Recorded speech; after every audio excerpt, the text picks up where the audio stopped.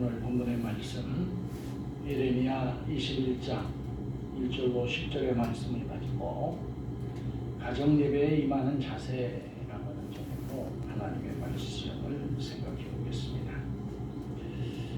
1920년도에 러시아는 인접한 나라 아르메니아를 점령을 하였습니다.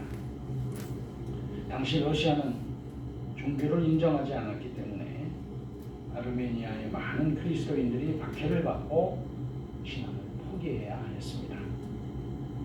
그러나 네리 몬이라고 하는 사람은 하나님을 부인할 수 없다며 신앙을 숨기지 않았고 오히려 당당하게 복음을 전하기까지 했습니다. 그는 투옥되었지만 거기에서도 복음을 전하였습니다. 이 모습을 본 간수가 그에게 말했습니다. 너 하나도 감옥에서 못 구해내는 신이 뭐가 좋다고 그렇게 따르는 거냐. 간수는 하나님이 정말로 전능한 분이시라면 모든 그리스도인들을 감옥에 오지 말았어야 한다며 그의 믿음을 조롱하였습니다. 그러나 네리몬은 흔들림 없이 간수에게도 복음을 전하였습니다. 하나님은 무능한 것이 아니라 나를 이곳에 보내신 것입니다. 감옥에 들어오지 않고는 감옥에서 복음을 전할 수 없습니다. 당신들은 나에게 복음을 전하기 위한 숙소와 음식을 제공하고 있습니다. 그렇습니다. 온전한 믿음은 어떠한 상황에서도 흔들리지 않는다라고 하는 것을 우리는 기억해야 되겠습니다. 자신이 생각하지 못한 상황에 처한다 할지라도 하나님을 의지하고 하나님의 뜻을 구하고 하나님이 원하시는 삶을 이루어 가야 하는 것입니다. 그것이 믿음인 줄로 믿습니다. 따라서 성도가 할 일은 의심하고 고민하는 것이 아니라 믿고 따름으로 순종하는 것임을 우리는 기억해야 되겠습니다. 요나는 니느웨로 가서 하나님의 말씀을 전하라는 하나님의 명령을 들었지만 다시 쓰라고 하는 곳으로 도망을 가려고 했습니다. 그러나 그가 바다에 빠져 큰 물고기 뱃속에 갇혔다가 사흘 만에 살아나서 니느웨로 갔을 때 전 국민이 회개하는 역사를 이루게 되었습니다. 하나님의 뜻과 자신의 뜻이 충돌될 때 하나님의 뜻을 선택한다면 요나는 하나님의 말씀에 순종하고 고생도 안 하고 하나님께 인정받는 사람이 되었습니다. 예수님이 십자가에 달리셨을 때 고통에 겨운 나머지 하나님께 이 잔을 내게서 넘기워 달라고 하소연하셨습니다. 그러나 내 원대로 마옵시고 아버지의 뜻대로 하시라고 순종하는 모습을 보여주셨습니다. 그리고 부활의 승리를 이루신 것을 우리는 기억해야 합니다. 내 뜻과 하나님의 뜻이 배치될 때 우리는 하나님의 뜻을 이루는 삶을 선택해 가야 될 줄로 믿습니다. 아멘. 이는 믿는 자들이 지녀야 될 가장 소중한 자세입니다. 아멘. 문제는 하나님의 뜻을 우리가 어떻게 알 수 있느냐라고 하는 것이죠. 우리는 자신의 뜻을 하나님의 뜻이라고 착각하거나 우길 때가 많이 있습니다. 그러다가 그 뜻이 이루어지지 않으면 하나님이 뜻을 바꾸셨다고 하거나 상황이 바뀌었다고 변명을 하는 거예요. 하나님의 뜻을 바로 알기 위해서는 하나님을 이용하려 들지 말고 하나님과의 친밀한 관계를 이루어가야 하는 것입니다. 그리고 주어진 성경 말씀을 통해서 말씀하시는 하나님의 뜻을 우리가 확인하고 깨달아야 될 줄로 믿습니다. 아멘. 그것이 하나님의 뜻을 아는 방법이라고 하는 것입니다. 우리 모든 성도들이 늘 하나님의 뜻을 구하고 그 뜻을 따라 순종하는 믿음의 자녀들이 될 수 있기를 주님의 이름으로 축원합니다. 아멘. 오늘 본문은 이스라엘의 멸망을 앞둔 시기에 예레미야 선지자를 통하여 바벨론의 침략에 순응하라는 말씀을 주시는 내용입니다. 이스라엘은 하나님의 말씀과 뜻을 따르지 않다가 북이스라엘이 BC 722년에 아수르의 멸망을 하고 남유다는 바벨론의 멸망을 앞두고 있는 상황입니다. 문제는 예레미야 선지자가 남유다에게 바벨론의 침략을 받아들이라 순응하라고 하는 하나님의 말씀을 전하였습니다. 그런데 시드기야 왕은 이를 수용하지 않고 자기 뜻대로 전쟁을 벌이려고 하는 것입니다. 그리고 하나님께 도와주기를 내심 바라고 있는 것이죠. 평소에는 하나님의 뜻을 따르지 않다가 위기가 닥칠 때면 하나님을 찾는 시드기야의 모습은 얄팍한 인생들의 이기적인 모습일 뿐인 것입니다. 오늘 우리들의 모습도 이와 별반 다르지 않다라고 볼 수 있습니다. 신종 코로나19 바이러스가 만연하는 기이한 상황 속에 우리는 하나님을 막연히 찾고 있지는 않은가 돌아보아야 할 시간들이고, 아멘. 교회 역시 하나님의 뜻을 구하기보다 자신들의 고집을 고수하고 있습니다. 그런데 하나님은 이 사태에서 우리에게 회개할 것을 먼저 말씀하고 계시는 것을 기억해야 합니다. 교회는 어떠한 상황에 처하더라도 먼저 하나님 앞에 회개하며 하나님의 뜻을 구하고 하나님의 말씀을 따르는 것이 우선 되어야 하는 것입니다. 그런데 한국 교회는 예배드리는 문제를 가지고 분열되어지고 있는 양상을 나타내고 있습니다. 우리가 드리는 예배당 중심의 예배는 313년 콘스탄틴 황제가 기독교를 공인한 일에 이루어진 예배의 형식일 뿐입니다. 그 이전에는 가정에 모여서 예배를 드리는 일이 아주 기본적인 모습이 되어 있었던 것입니다. 지금처럼 큰 건물을 지을 수도 없었고 지속적인 박해로 인해서 지을 엄두도 내지 못하였던 것입니다. 따라서 새벽기도회라든지 3일 기도회 그리고 구역예배 등은 있을 수 없었고, 그것은 우리나라에 들어와 생긴 선한 전통인 것입니다. 그리고 일반적인 모임은 소규모로 가정에서 드려진 예배였던 것입니다.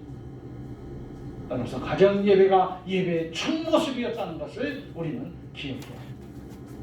그 흔적을 우리는 신약 성경에서 찾아볼 수 있습니다.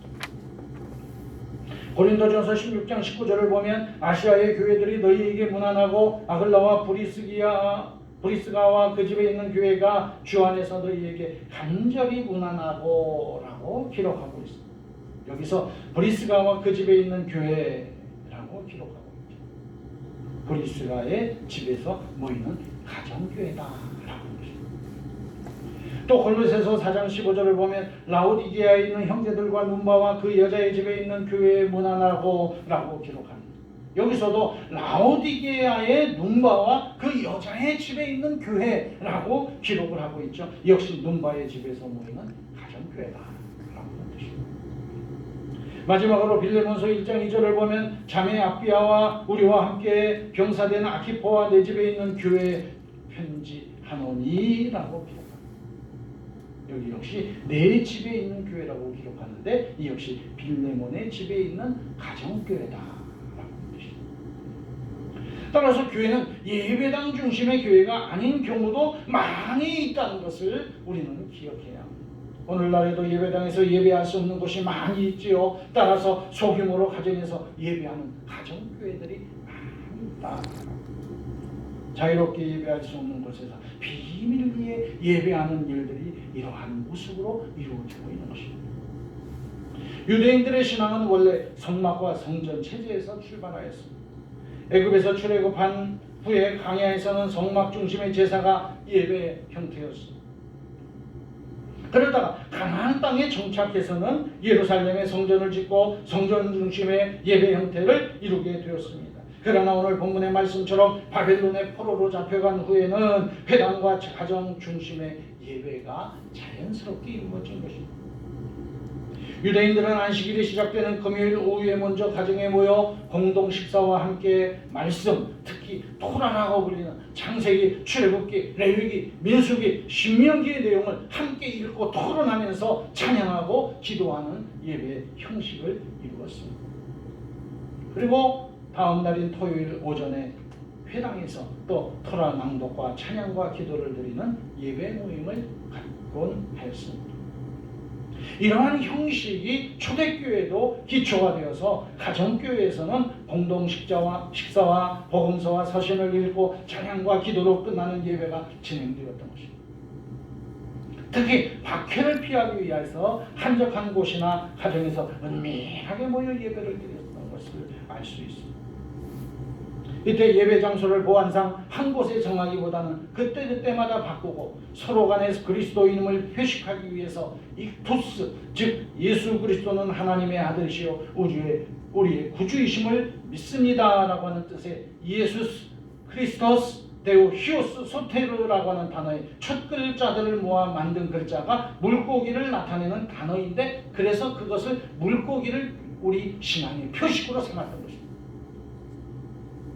그러다가 박해가 서서히 사라지고 그 와중에 예수 믿는 사람들이 늘어나서 콘스탄틴 황제의 어머니까지 기독교인이 되는 지경에 이르게 되었습니다. 결국 콘스탄틴 황제는 기독교를 공인하기에 이르게 되었던 것입니다.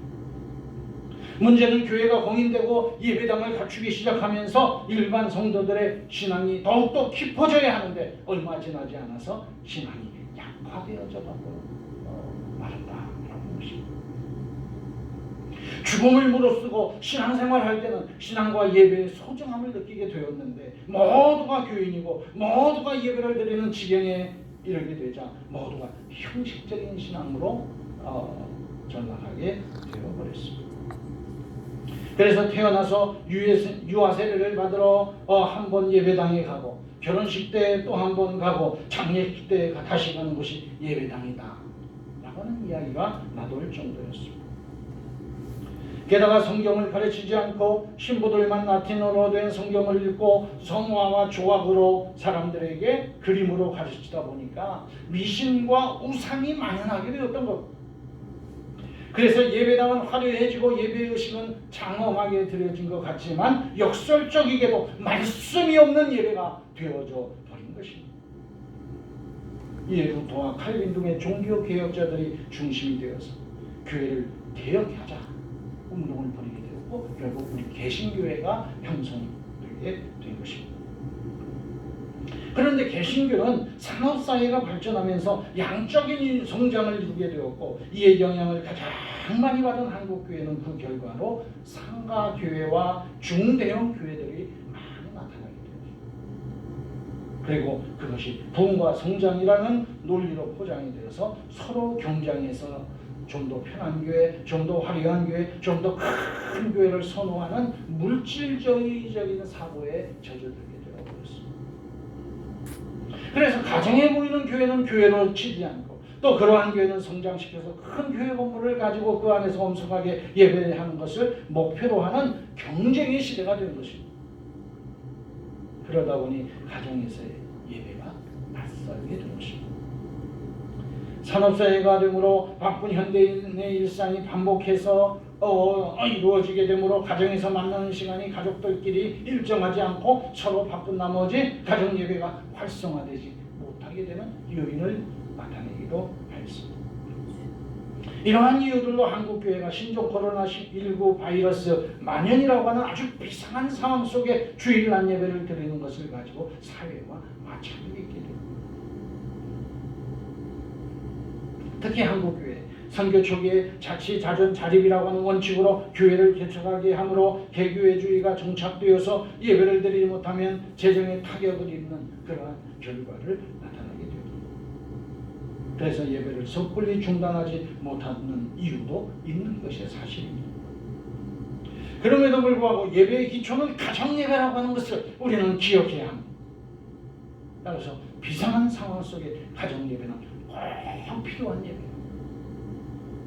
가정을 중심으로 가족이 함께 예배를 드리거나 혼자 가정에서 예배하는 일이 소중한 예배 훈련이라고 하는 것입니다. 더욱이 신종 코로나19 바이러스로 인해서 어려움을 겪고 있는 인류에게 있어서 먼저 하나님 앞에 우리의 잘못을 회개하고 자중하며 하나님의 뜻을 구하는 일이 먼저 되어야 함은 두말할 나위가 없는 일입니다. 그럼에도 예배당에서 예배만을 고집하고 사회적인 집단을 초래하는 행위는 선교의 대상들을 잃어버리는 잘못된 행위가 될 수 있음을 우리는 기억해요. 특히 신천지로 인해서 건강한 교회들마저 욕을 먹고 있는 상황에서 우리는 먼저 자중하고 회개하고 하나님의 뜻을 구하고 그 뜻을 따라 살아가는 거룩한 백성들로 세워지기 위해서 노력하는 우리들이 되어야 될 줄로 믿습니다. 하나님은 적어도 한국교회 신종 코로나19 바이러스 사태를 통해서 거짓된 무리들을 도려내고 하나님의 정결한 교회를 회복하려고 하시고 있음을 우리는 기억해야 합니다. 따라서 우리가 받는 고통과 불편함이 힘들지만 서로 감리하면서 하나님의 때를 기다리는 자세를 이루어 나가야 될 줄로 믿습니다. 서로 함께하지 못하는 고통과 불편함을 통해서 서로 사랑해야 함을 더 절실히 느껴야 될 줄로 압니다. 그러나 하나님이 원하시는 삶을 이루기보다는 외형과 관행의 음해인 모습을 이루던 한국교회의 나태함을 버리고 거룩한 교회 공동체를 세워가는 일에 우리 모두가 다시 한번 앞장서고 결단하는 모습을 이루어가야 하는 것입니다. 이것이 하나님이 우리에게 원하시는 나시린으로서의 삶의 거룩함과 성결함의 모습인 줄로 믿습니다. 하나님은 우리가 편리함을 추구하기 위해 예수님을 보내주신 것이 아니라고 하는 것입니다. 하나님은 우리가 성공하기 위해 십자가를 주신 것이 아니라고 하는 것을 우리는 기억해야 합니다. 하나님은 우리가 부유하게 하기 위해서 독생자이신 예수님을 이 땅에 보내주신 것이 아니라고 하는 것을 우리는 기억해야 합니다. 하나님의 뜻이 하늘에서 이루어진 것 같이 땅에서도 이루어지게 하기 위해서 예수님이 이 땅으로 오신 것입니다. 우리 인류가 예수님의 본을 따라 살아가도록 낮고 천한 모습으로 오신 줄로 믿습니다. 우리 모든 성도들 예수님이 가신 길을 따라 십자가 지고 부활의 영광에 참여할 수 있도록 가르치시기 위해서 오신 것임을 우리는 기억해야 한다는 말씀입니다. 따라서 우리 모두가 이기적인 모습을 버리고 함께하는 거룩한 하나님 나라의 공동체를 세워갈 수 있는 성도들이 될 수 있어야 될 줄로 믿습니다. 자기 안일과 만족에 머무르지 않고 십자가를 지고 주님을 따르는 제자들이 될 수 있어야 될 줄로 믿습니다. 이로써 부패와 타락이라고 하는 오명을 쓴 한국교회를 개혁하고 하나님의 진리를 사수하는 말씀의 공동체, 성령의 뜻을 따라 주님을 따르는 성령의 공동체, 그 하나님을 장소와 시간에 구애됨이 없이 어디서나 예배하는 예배의 공동체가 될 수 있기를 주님의 이름으로 축원합니다. 그것이 하나님이 우리에게 사순절의 기간에 만연된 신종 코로나19 바이러스를 인해서 얻기를 원하시는 거룩한 뜻이 될 것입니다. 모처럼 우리 모두가 내 뜻을 하나님의 뜻이라고 강변하지 말고 그 하나님의 뜻을 구하고 그 뜻을 따라 십자가를 지는 사순절의 성도들이 되어줄 수 있기를 주님의 이름으로 축원합니다. 아멘. 아무도 예배하지 않느니라는 복음 선포가 있습니다. 그 가사를 되뇌어 보면서 말씀을 정리하겠습니다. 아무도 예배하지 않는 그곳에서 나 주를 예배하리라. 아무도 찬양하지 않는 그곳에서 나 주를 찬양하리라. 누구도 헌신하지 않는 그곳에서 주께 헌신하리라. 누구도 증거하지는 않는 그곳에서 나 주를 증거하리라. 내가 받는 모든 땅 주를 예배하게 하소서. 주의 보혈로 덮어지게 하여 주소서. 내가 선 이곳 주의 거룩한 곳 되게 하소서. 주의 향기로 물들이소서. 기도하겠습니다. 하나님 아버지, 신종 코로나 바이러스 사태로 인해서 오늘도 우리가 하나님의 거룩한 예배당에서 예배하지 못하는 모습을 나타내고 있지만 가정에서 무릎 꿇고 기도하며 예배하는 이 시간, 가정 예배에 임하는 자세라고 하는 제목으로 하나님의 말씀을 생각해 보게 하시니 감사합니다. 가정에 있든지 예배당에 있든지 아니면 들판에 있든지 거리에 있든지 하나님을 예배하는 거룩한 백성들 되게 하여 주옵소서. 오늘도 우리가 그래서 하나님을 찬양하며 경배하며 하나님의 살아계심을 증거하며 하나님의 나라를 세워가는 일에 앞장서가는 우리 모든 성도들이 되게 하여 주옵소서. 예수님의 이름으로 감사하며 기도하옵나이다. 아멘.